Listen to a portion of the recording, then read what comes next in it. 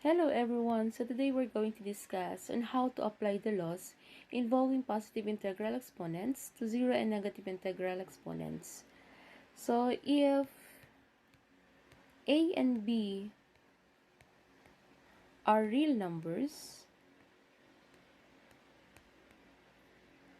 and m and n are positive integers, then our first law, a raised to m times a raised to n, this is equal to a raised to m plus n. So here, as you notice that the exponents are added. Okay? So you're going to add the exponents. Then, let us have an example. Let's say we have b cubed times b squared. So, as you can see, this is the base, which is b. And this is the exponent, which is 3. Now, what are you going to do using the law of exponents? The first law of exponents, so we have b raised to the third power plus 2. So, you're going to add the exponents. So, that is equal to b raised to the fifth power. Okay? Next, number 2. Let's say we have x raised to the fifth power times x raised to the 10th power. So, you will just add the exponents. We have x raised to 5 plus 10. So, we have x raised to 15. So, that's it. Next, for the second law of exponents, we have a raised to m over a raised to n. So, notice that they have the same bases but different exponents, right? So, what are you going to do is you will just subtract the exponents. So, we have a raised to m minus n. Okay, this is the second law of exponents. So, let us have an example. Let's say we have x raised to 20 over x raised to 10. So, what are you going to do is you will just subtract the exponents. We have x raised to 20 minus 10. So, this is equal to x raised to 10. Okay? That's number 1. Okay, next, number 2. Let's say we have 10m raised to the 12th power over 2m raised to the second power. So, notice that we have here numerical coefficient for the numerator. And then here we have 2. Okay? Now, what are you going to do is you just simply divide it. We have 10 divided by 2, we have 5. Then m raised to 12 minus 2. Okay, this one, the exponents. Okay, then we have here now 5m raised to the 10th power. Because 12 minus 2, that is 10. Okay, so by the way, we are just reviewing or recalling some of the laws of exponents. Okay, next, number for the third law of exponents. Okay, so if we have a b raised to, or the quantity of a b raised to the m power, so what are you going to do is you will just distribute the exponents. So we have a raised to m, and then this one, b raised to m. So that's it. Let us have an example. Let's say we have ab raised to the fifth power. So this is very easy. You will just distribute. We have a raised to the fifth power. Then this one, we have b raised to the fifth power. That's it. Number 2, let's say we have the quantity of 2xy raised to the third power. So, 3 cubed, that is equal to 2 times 2 times 2. We have 8. Then, Next, we have x cubed. Then we have y cubed. So this is using the third law of exponents. We have the quantity of a b raised to the m power, that is equal to a raised to m, b raised to m. Next law is power to a power law. We have a raised to m raised to n, that is equal to a raised to mn. Okay, now notice that you just multiply, or we just multiply the exponents. Okay, let us have an example. Let's say we have x raised to 5 raised to the second power. So this is equal to x raised to 5 times 2, which is equal to x raised to 10. Next, number 2, we have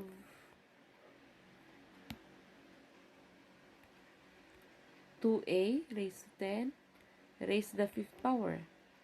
So 2 raised to the fifth power is equal to 32, right? Because if we're going to write it, we have 2 raised to the fifth power, then a raised to 10 times 5. So we have here 32 a raised to 50. Okay, so this is the answer. For the next law of exponents, we have negative and then zero exponents. So if we have b raised to negative m, this is equal to 1 over b raised to positive m. So notice that the exponent here is negative. So this is equal to 1. Automatically, you just write 1 as the numerator over b raised to positive m. So you have to make the exponents of the denominator positive now. Okay. So this is the law of negative exponents. Now next is we have the zero exponents. So if you have a raised to 0, so this is equal to 1. So any number or any variable raised to 0, that is always equal to 1. Now, in the previous years, we encountered and then simplified the following: that for a positive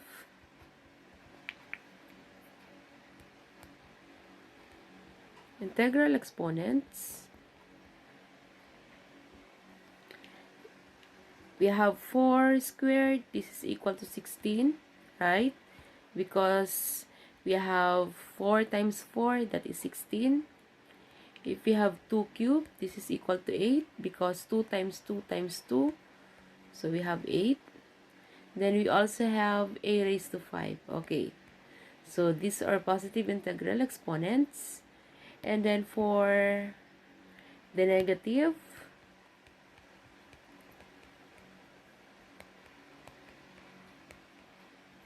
integral exponents,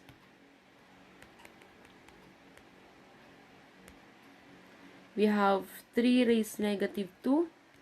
So what are you going to do is that you're going to write 1 as the numerator over 3 raised to the second power. Or the final answer is 1 over 9. So this is the answer. Next, another example. So let us make it as number 1. Another example. Let's say we have 2 raised to negative 3.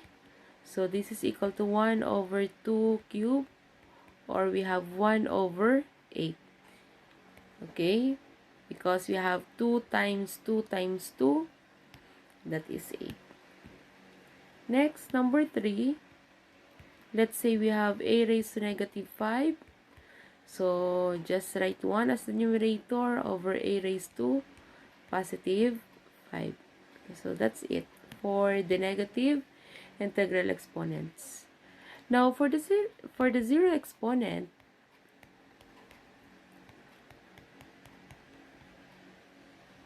okay, if we have 4 raised to 0, this is equal to 1. Okay. Now if we have 2 raised to 0, this is equal to 1. If we have x raised to 0, the answer is 1. Okay. Now, let us write all expressions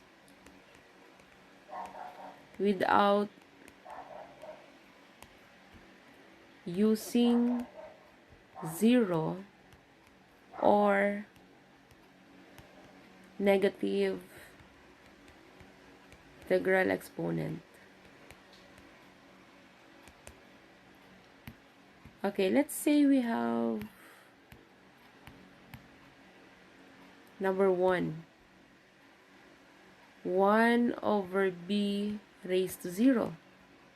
So here, using the law of exponent, the zero negative exponent, so any number or any variable raised to 0 is equal to 1. Okay?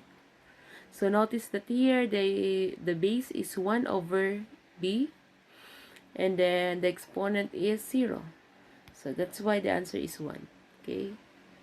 Next, number 2. Let's say we have 5xy raised to 3 raised to negative 2. So, we're going to make use of the base law of exponents. We have 5 raised to negative 2. Okay.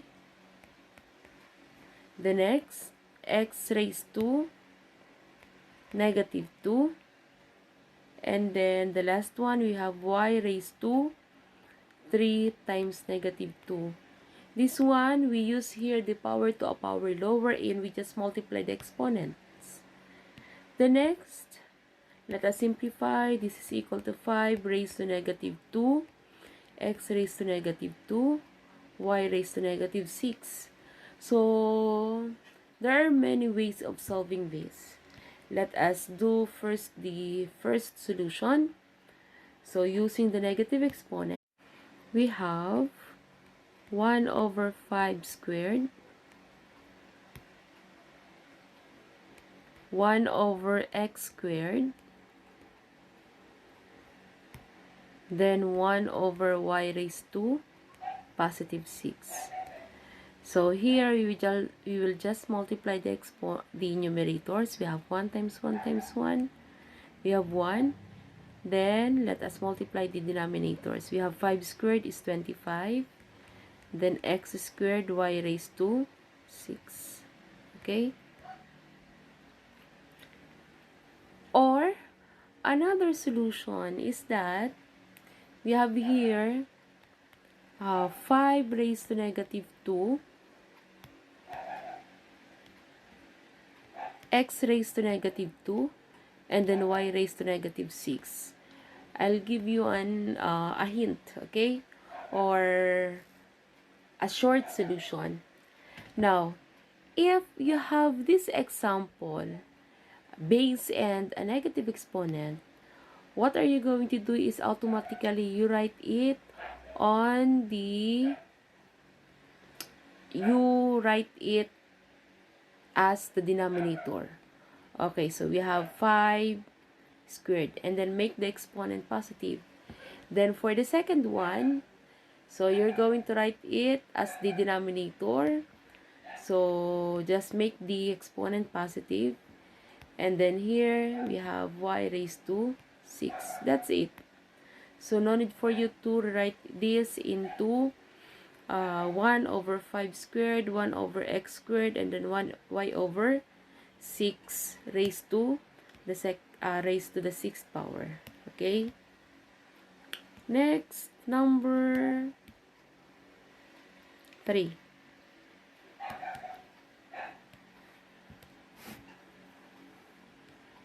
Let's say we have 1 over 3x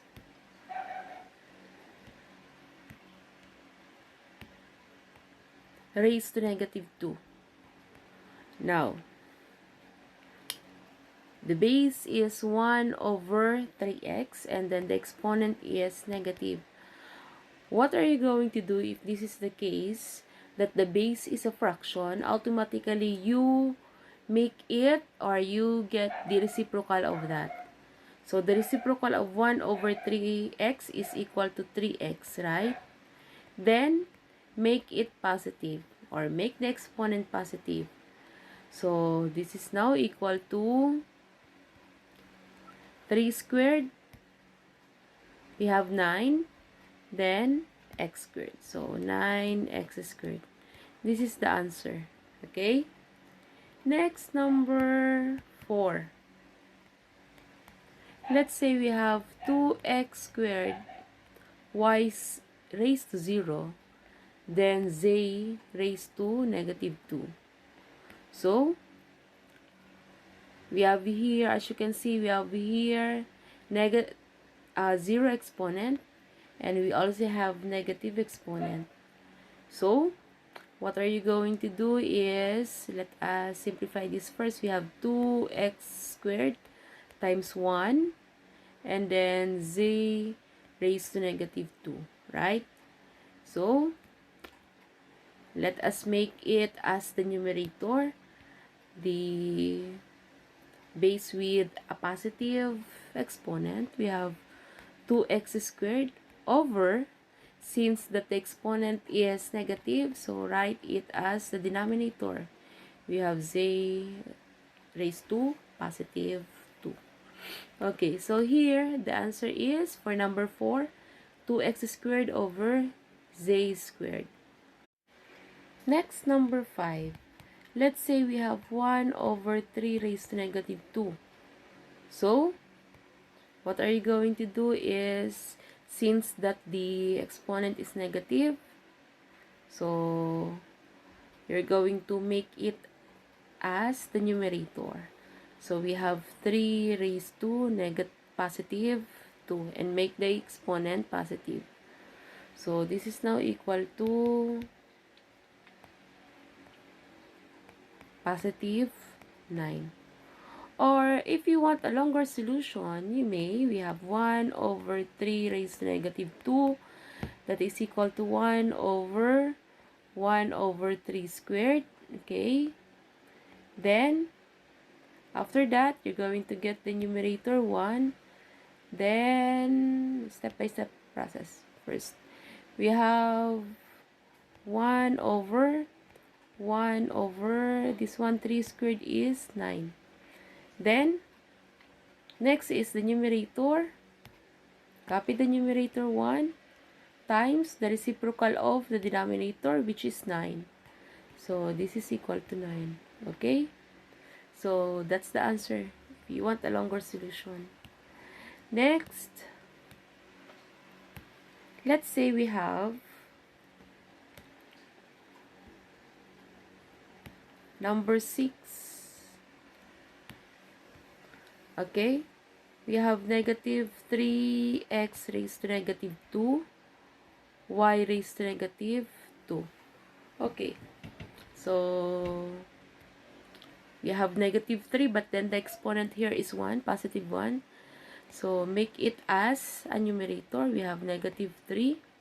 Then, how about the denominator? So, notice that the exponent of x is negative, right? So, we have to make it as the denominator, one of the denominators. So, we have x raised to positive 2. See to it that the exponent is positive. Then, here we have y squared, okay, for y variable. So, the answer here is negative 3 over x squared, y squared. Okay. That's it for number 6. Next, for number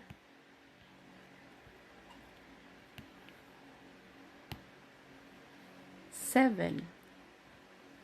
let's say we have the quantity of 5x squared y raised to negative 3 raised to 0. So the base is 5x squared y raised to negative 3. And then the exponent is 0. So we all know that any number or any variable raised to 0, this is equal to 1. Okay, that's it. Next, number 8. Let's say we have x raised to negative 2, then times 5m n raised to 0. So, this is the variable x has a negative exponent. So, make it as the denominator, we have x squared. Then, how about this one? So, this is equal to 1. So, no need for us to write here 1. Okay? So, this is the answer. Next, number 9, we have 2 raised to negative 3 times negative 2 raised to negative 5 over 5 raised to negative 1. So, what are you going to do is that you're going to put 2 raised to negative 3 as, or write 2 raised to negative 3 as one of the denominators since that the exponent is negative. So, we have 2 cubed. Then, negative 2 raised to negative 5, make it one of the denominators. So, we have negative 2 raised to positive 5. From negative 5, make it positive 5. Then, this one, 5 raised to negative 1. So, we have here 5 raised to 1. Okay? Then, we have here 5 over 2 cubed is 8. Times negative 2 raised to the 5th power is negative 32. Then, let us now simplify. We have 5 over 8 times negative 32. That is negative 256. So, here the answer is negative 5 over 256. Okay? So, that's it for number 9. Now, for number 10, we have a raised to negative 3b squared over c raised to negative 10. Same procedure. So, since that the exponent of a is negative 3, so you're going to make it as one of the denominators. So, we have a raised to positive 3. From negative 3, make it positive 3. Then b squared. Now, the exponent of b is positive, right? It's a positive number or positive 2.